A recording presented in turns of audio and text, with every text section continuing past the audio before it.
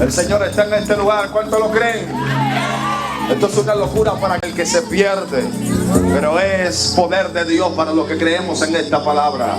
Me siento contento de estar en esta noche con cada uno de ustedes. A Dios la honra, a Dios la gloria. Bendecimos la casa, los líderes, los pastores, a cada persona que se hace partícipe. Dios le multiplique el tiempo que usted va a pasar aquí. Bien, yo quiero ser directo con esta palabra porque quiero aprovechar el tiempo. Son las 8:26, a las 8:46 me paran. Alabado sea el eterno de Dios, ¿verdad? Yo quiero que usted se ubique en Mateo capítulo 9, verso 35. Hay una unción de rompimiento. Lisandro me quitó la palabra profética. Lisandro, no sé, pero dio una coincidencia. La misma palabra, lo primero que yo iba a hacer era parar a los pastores. Y la palabra que le tengo de parte de Dios a ustedes como profeta, le digo, tengan proyectos. Que Dios no ha encarcelado su grandeza en una mente de 4 paredes. Hello. Esto es un pedacito de tierra para lo que el cielo le tiene. No simplemente este año, el próximo año, para esta misma fecha, la multiplicación de los miembros lo pueden calcular, lo pueden contar hoy. Y el año que viene, para esta fecha, cuéntalos a ver si no están multiplicados. Alabado sea el eterno. Yo sé que Dios está en este lugar. La palabra de Dios está aquí. Será un tiempo de bendición, porque Dios tiene propósitos con Barahona.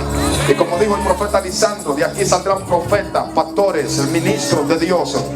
Y escuche esto que le voy a decir, pastor. Dios no simplemente lo va a llenar de miembros. Le dice Dios, escuche palabra de Dios, lo voy a llenar de hijos espirituales. No van a tener miembros, van a tener hijos. Y lo que pasa con los hijos era que Isaac heredaba la unción de su padre Abraham. ¿Usted no entiende eso? Resulta que Isaac un día está hollando pozos y vienen unos muchachos, o mejor dicho, va a reclamar un pozo. Y vienen unos muchachos y le dicen, mire, ese pozo de nosotros, no lo pueden usar.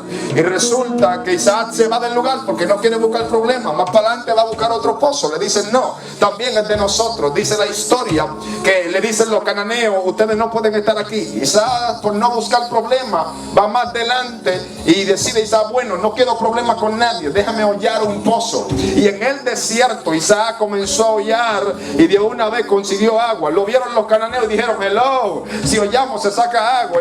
Y los cananeos agarraron el lugar es verde y hollaban y sacaban polvo. Y hollaban y sacaban polvo. Isaac daba el primer palazo y sacaba agua. ¿Qué trato de decirle? La herencia de los hijos. Hello, Isaac heredaba lo que venía de sus padres. Escuchen bien los hijos de la casa. Si ustedes quieren heredar lo profético que vienen sobre ustedes, comiencen a procurar la herencia de sus padres espirituales. No tendrán pastores, tendrán padres espirituales que le harán elevar lo profético. Estoy hablando con alguien aquí. Wow, Dios mío. Esto está bueno, pero yo quiero predicar porque tengo una palabra de parte de Dios.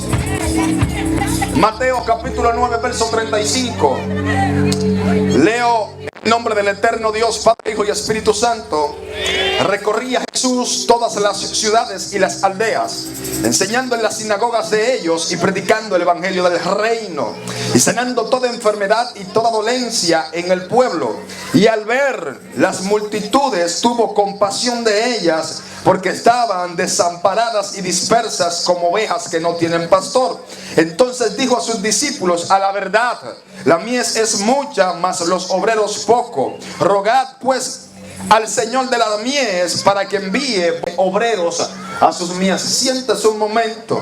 Yo quiero predicar en esta noche varios minutos con el tema el corazón de Jesús. Esa es mi prédica, el corazón de Jesús. Tengo un desafío al hablar de este tema, porque hablar del corazón de Jesús y después de una prédica como la que acabamos de escuchar no es tan sencillo. Hablar del corazón de alguien divino, de un ser supremo, es realmente extraordinario. Hablar del corazón de Jesús no es hablar de cualquier cosa. Yo pudiera hablarle del corazón mío, sin embargo, ¿cómo yo encuentro herramientas? ¿Cómo yo encuentro fuentes para poder hablar del corazón de Jesús? La Biblia es clara y directa, y la Biblia tiene sus directrices, y encontramos un sinnúmero de eventos que hablan de la conducta de Jesús. Porque cuando yo me refiero refiero acerca del corazón de Jesús, no me estoy refiriendo a ese órgano cardíaco que tenemos aquí clavado. Estamos hablando de lo que la palabra o el idioma griego, hebreo, conoce como levat, que tiene que ver no con ese corazón que late, más bien con el asiento de las emociones, el asiento de las decisiones, el asiento de los pensamientos. ¿Y por qué yo traigo esta prédica? Porque yo quiero hablarles a ustedes acerca del corazón de Jesús. Tenemos un tema aquí acerca de la iglesia en la calle. ¿Y cuál es la visión de la iglesia en la calle? La visión de la iglesia en la calle es poder conectar a una generación con el sentimiento mismo de Dios acerca de una generación a la que le manifiesta su amor. Hablar de la iglesia en la calle, que es lo que venimos a traer, este ministerio que estamos representando aquí. Estamos tratando de conectarlo con ustedes para que en los próximos minutos, en los próximos días, usted se haga bautizado en las aguas de la compasión. Yo en estos días analizaba y he observado la trayectoria de mi ministerio, y yo he observado tantas cosas que Dios hace con nosotros, tantas cosas que Dios está haciendo con esta generación. Y en estos días predicando, o antes de predicar, yo le decía: Señor, tenemos buenos eventos, tenemos grandes congresos, tenemos grandes posiciones. Aparentemente la iglesia del siglo XXI es una iglesia que tiene victorias, pero yo me doy cuenta que hay como una escatonda en el corazón de la nación, en el corazón de la iglesia. Y el Espíritu me habló y me dijo: Orvin, es que hasta que tú no seas bautizado en las aguas de la compasión, tú no vas a entender el propósito por el cual yo te envío. Créeme que yo te he enviado, créeme que yo te he escogido, pero el problema muchas veces que tú no logras entender es que yo trato de revelarte la intención de mi compasión sobre la generación en la que tú vives. La gente muchas veces tiene un mal concepto de lo que es el evangelio, pero realmente el evangelio, la predicación de la palabra de Dios, tiene que ver con una visión muy directa del amor de Dios hacia aquellos que no podían recibirlo. Si interpretamos el Antiguo y el Nuevo Testamento, vamos a encontrar a un Dios intentando mantener elevada a una generación que se le revela a causa de la rebeldía de la generación que viene desde el comienzo de las cosas. Encontramos a un Dios que no se detiene en favores, que no se detiene en bondades, a tal punto que la Biblia revela y dice que Él no escatimó a su Hijo. Yo no tengo que dar muchos datos. Ustedes encuentran en la Biblia datos etimológicos, proféticos, apostólicos, pronósticos en la Biblia que le hablan de la compasión que Dios tiene acerca de la humanidad. La verdadera realidad del evangelio es que el evangelio tiene que ser actualizado a la visión que Jesús tuvo el día que comenzó este ministerio, el día que Jesús vino a la tierra. La visión de Jesús era transformar y manifestar a la generación presente la compasión de Dios. Entonces yo tengo que hablarle a gente que necesita un compromiso, yo tengo que hablarle a gente que necesita una verdadera identidad. Por mucho tiempo la iglesia ha sido malinterpretada, nos han llamado que nosotros somos personas recaudadores de fondos, que la iglesia en el siglo XXI es una iglesia que solamente le importa el dinero, que la iglesia del siglo XXI es una iglesia que solamente le importa la plata. Pero la verdadera realidad es que Dios quiere levantar una generación que por medio de las obras de su mano contrarresten todo lo que el diablo quiso establecer. Por eso yo vine a hablarle a una generación que no viene a buscar beneficios, ellos vienen a revelar la compasión de Cristo. La Biblia revela una historia de un hombre llamado Nehemías. Todo el mundo habla de Nehemías, y a mí me llamó la atención la historia de Nehemías. ¿Por qué? Porque justamente Nehemías está viviendo una etapa donde la Biblia dice que Israel estaba totalmente destruida. Israel tenía todas sus murallas en el suelo. Pero ¿qué pasa con Nehemías? La Biblia dice que un día Nehemías, estando con todos los privilegios del mundo, estando con todas las de ganar en un palacio, él ve a uno de sus hermanos que vienen de Jerusalén, de la Jerusalén que estaba destruida. Y Nehemías era un copero, como la Biblia lo revela. La palabra dice que cuando Nehemías observa a un hermano de él llamado Anani, que sube de la tierra de que Dios le había prometido, que estaba destrozada, Nehemías ve a Anani y le dice: hey, yo necesito que tú me des tenías información acerca de lo que está pasando con el pueblo de Israel. Me llamó la atención que un hombre con todos los favores, un hombre con todas las bendiciones, se preocupe por aquellos que están destrozados. En este tiempo Dios quiere una generación que suelte la realeza, que suelte la altura y comience a preocuparse por los que están más bajos.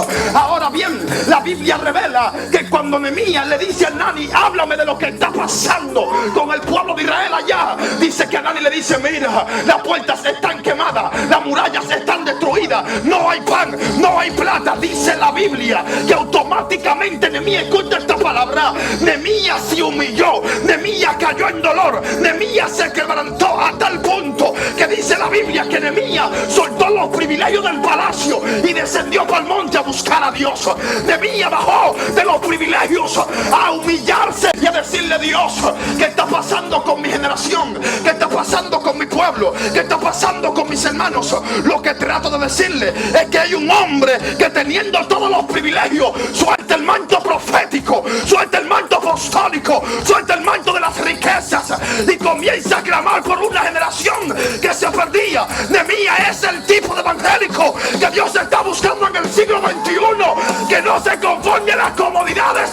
Ellos saben que tienen un compromiso con lo que se pierden. Ellos saben que tienen un compromiso con lo que han perdido todo. A veces cuando la gente tiene los privilegios, la gente se acostumbra a los privilegios.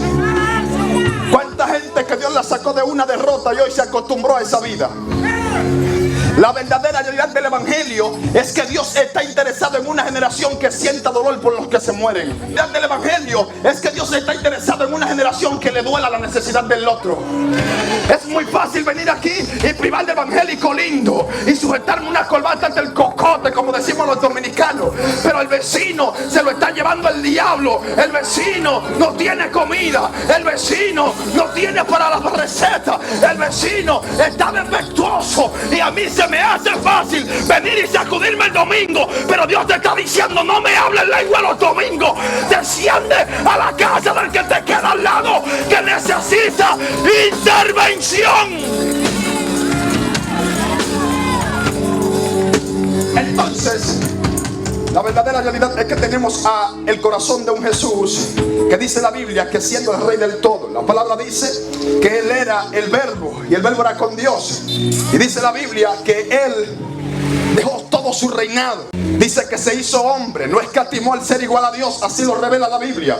Es impresionante como la persona más importante de toda la historia, la persona más sublime, llamada Jesús, en un cielo donde lo tenía todo, en un cielo donde le parecía hacer lo que Él quería, ni siquiera para rescatarnos.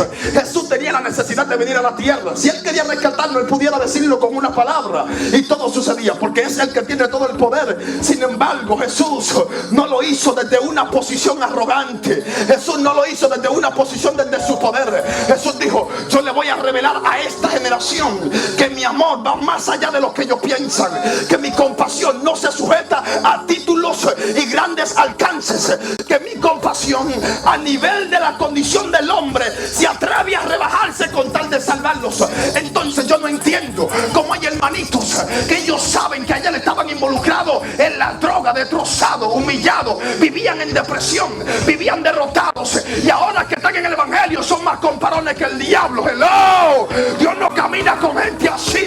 Dios camina con una generación que está dispuesta a soltar los tacos por servirle al otro. Dios camina con una generación que está dispuesta a ensuciarse el cabello con tal de abrazar a aquel que lo necesita.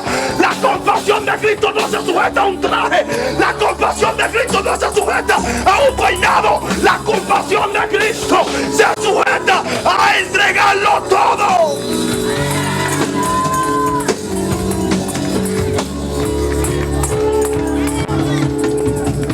Hemos leído una historia.